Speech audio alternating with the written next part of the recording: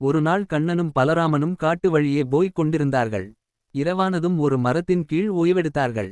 யாராவது ஒருவர் தூங்காமல் இருக்க வேண்டுமென்று தீர்மானிக்க பலராமன் தூங்காமல் இருந்தார்.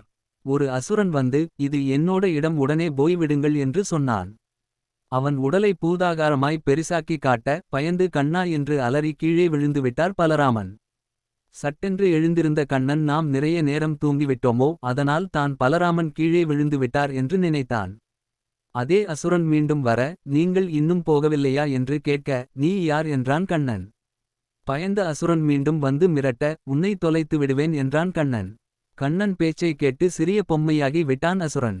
காலையில் கண்ணன் சொன்னான், நேற்று ஒரு அசுரன் மிரட்டினான், அவன் எங்கே என்று பலராமன் கேட்டதும் தன் பையிலிருந்து பொம்மையை எடுத்து காட்டினான். மீண்டும் மூர்ச்சையாகி விழுந்தார் பலராமன். எந்த துன்பம் வாழ்க்கையில் வந்தாலும் அதை எதிர்கொள்ள வேண்டும், பயப்படக்கூடாது, அதை தான் கண்ணன் சொல்கிறான். ஒரு கதையும் பலராமனுக்கு சொன்னான். ஒரு ஆடு நதியில் நீர் குடித்து கொண்டிருக்க, சிங்கமும் பக்கத்தில் வந்து நீர் குடிக்க ஆரம்பித்தது. ஆடு முதலில் பயந்தது. உயிர் போனதுதான் ஒரு முடிவுக்கு வந்தது. 100 சிங்கத்தை அடித்து உண்ண வேண்டுமென்று சபதம் போட்டிருந்தேன், 99 ஆகிவிட்டது என்று சொன்னதும் சிங்கம் நினைத்தது. ஆடு சிங்கத்தை அடித்து கொல்வது கேள்விப்பட்டதில்லை, ஒரு வேளை உண்மையாய் இருந்தால் நம் கதை சம்பவம் தான் என்று நினைத்து மூச்சிரைக்க ஓடிவிட்டது. ஆடு காட்டின தைரியமான பேச்சு தான் முக்கியம்.